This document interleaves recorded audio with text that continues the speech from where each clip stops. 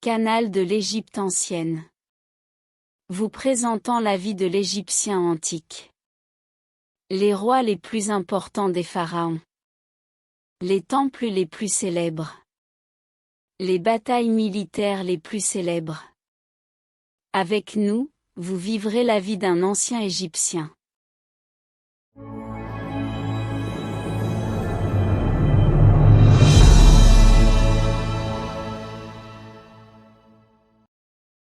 Aujourd'hui, nous parlerons des personnalités les plus importantes qui ont influencé l'histoire de l'État antique, comme la première femme à diriger l'Égypte et le monde.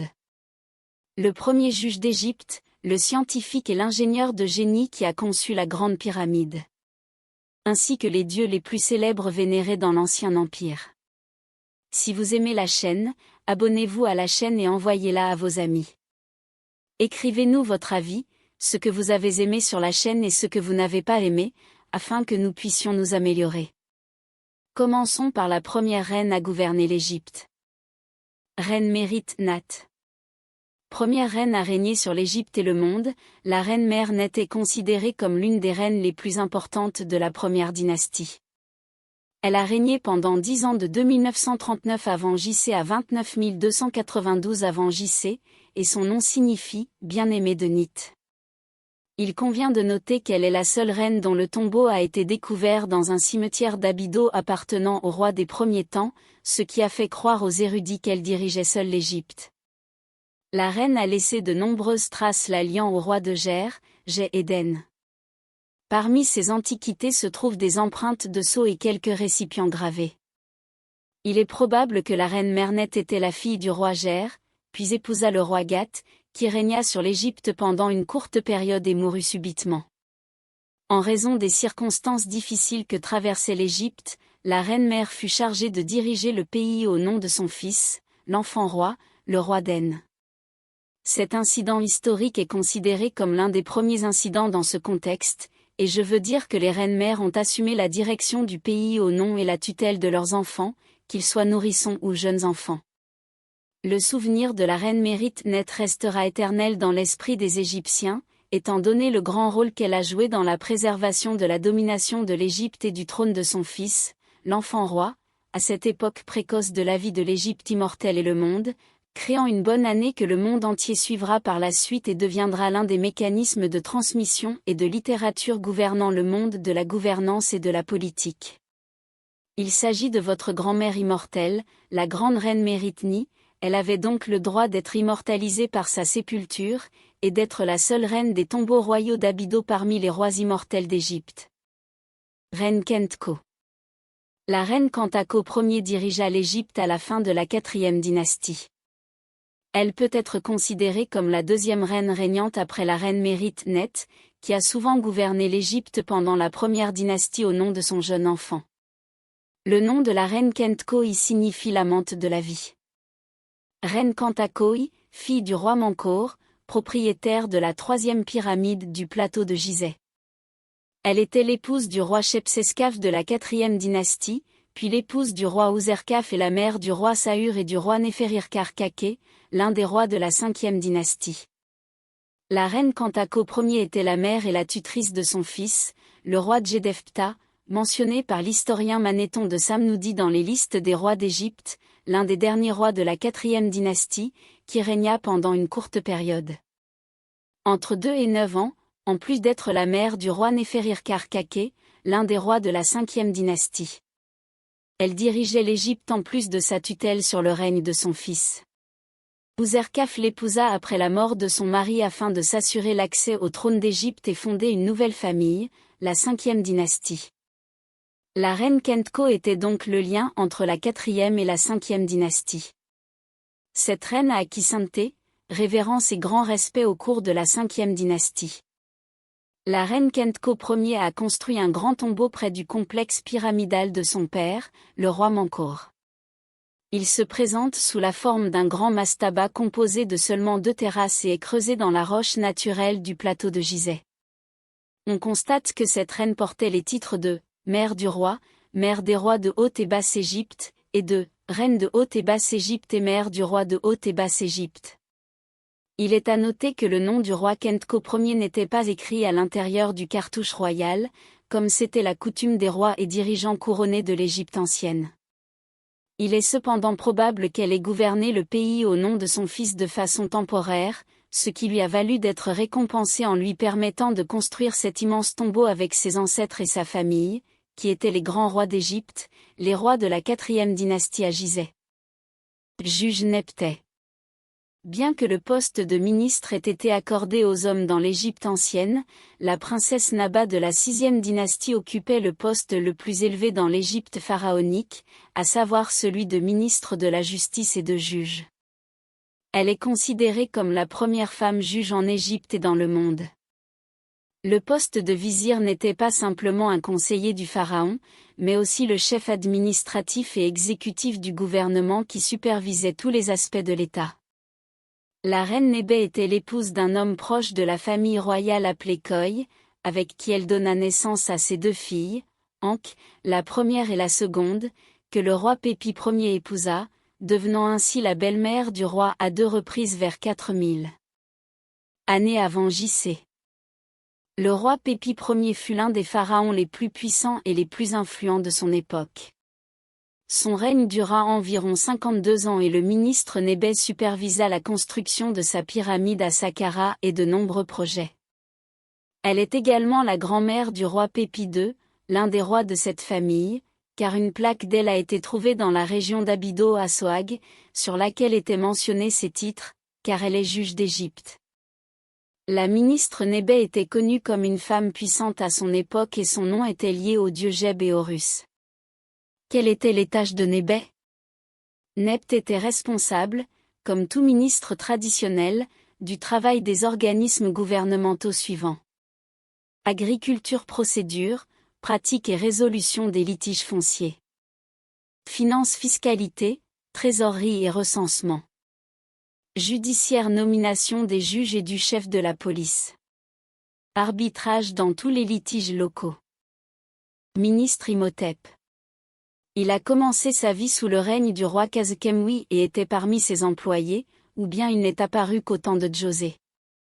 En tout cas, son nom était lié au nom de ce dernier roi seul, que ce soit de son vivant ou au cours de l'époque de Djézé. Générations qui ont suivi. Imhotep est apparu devant le Christ dans l'histoire pharaonique antique. C'est un homme brillant. Il est le premier architecte et le premier médecin dont le nom est connu dans l'histoire enregistrée, en plus de nombreux domaines.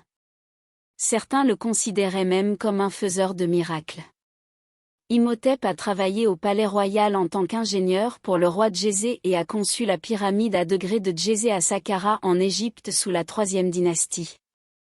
Le travail d'Imhotep au palais royal, en plus d'être architecte, lui a permis d'obtenir de nombreux emplois et privilèges dont beaucoup rêvent et qui sont réservés à la seule famille régnante. Des surnoms. Imhotep a reçu de nombreux titres, notamment celui d'ingénieur en chef, de maître sculpteur, de premier ministre et celui d'Ibn Ptah. Imhotep a également acquis une grande renommée parmi les Grecs, qui l'appelaient Asclépio et l'adoraient comme un dieu à Thèbes. À l'époque romaine, Imhotep était vénéré comme le dieu grec Asclépio, en plus d'être le dieu de la médecine. On retrouve Imhotep représenté comme un homme sans symboles royaux ou divins, mais avec le crâne rasé comme celui d'un prêtre, où on le retrouve dans de nombreuses statues assis sur ses genoux tenant des feuilles de papyrus tout en portant le bonnet de Ptah, le dieu de la ville de Memphis, sur sa tête. Construire le tombeau du roi Djézé.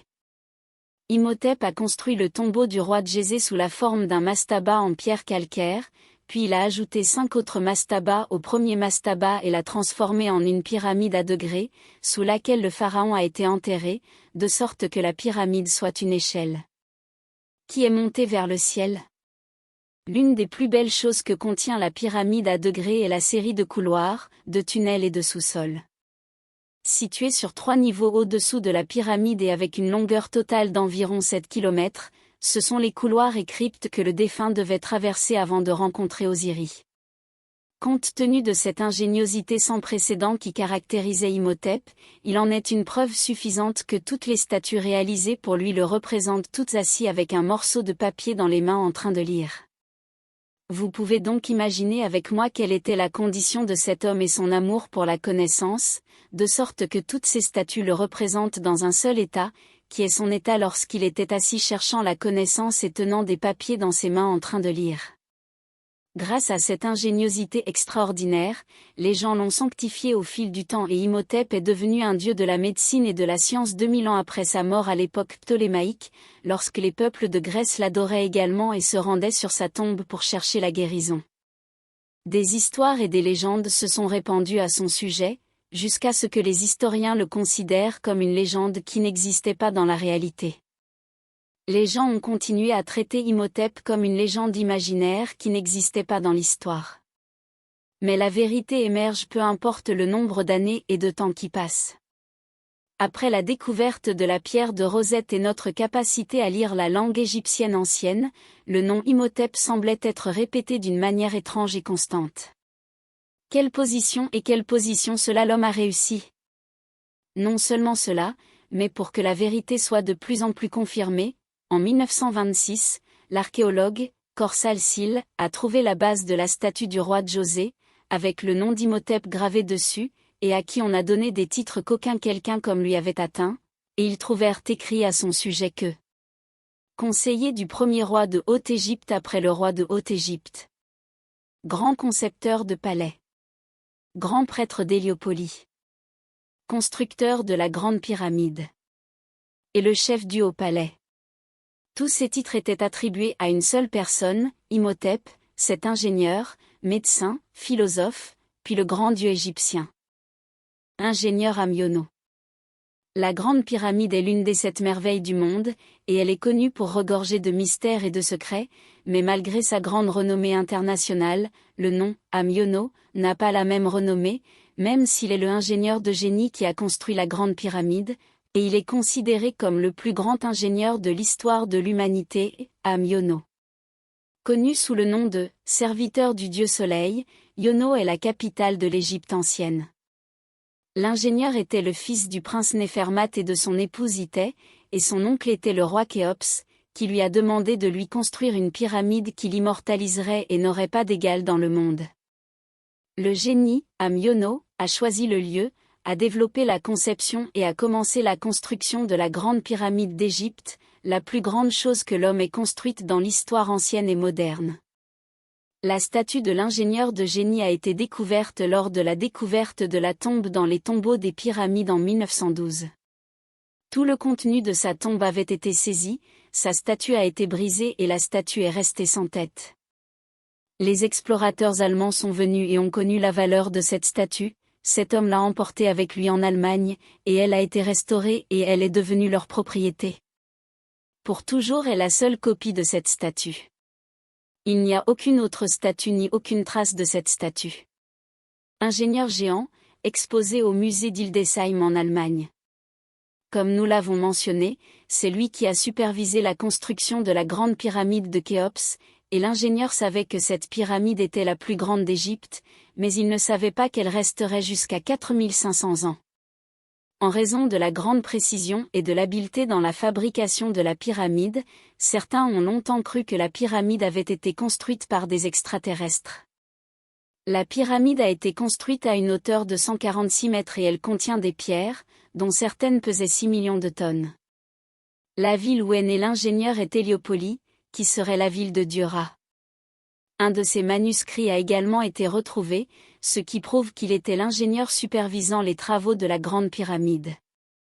Sa statue est taillée dans du calcaire blanc et représente l'ingénieur assis. L'ingénieur n'était pas seulement ministre, mais il était le porte-parole de la ville B, ce qui signifie aujourd'hui qu'il était député. Mon cher et ami, dans le prochain épisode, nous parlerons des dieux les plus célèbres de l'Égypte ancienne. Les temples les plus importants d'Égypte. Si vous avez aimé l'épisode, n'hésitez pas à vous abonner à la chaîne car cela nous soutiendra et nous donnera la force de regarder la suite des épisodes. Merci et à bientôt dans le prochain épisode.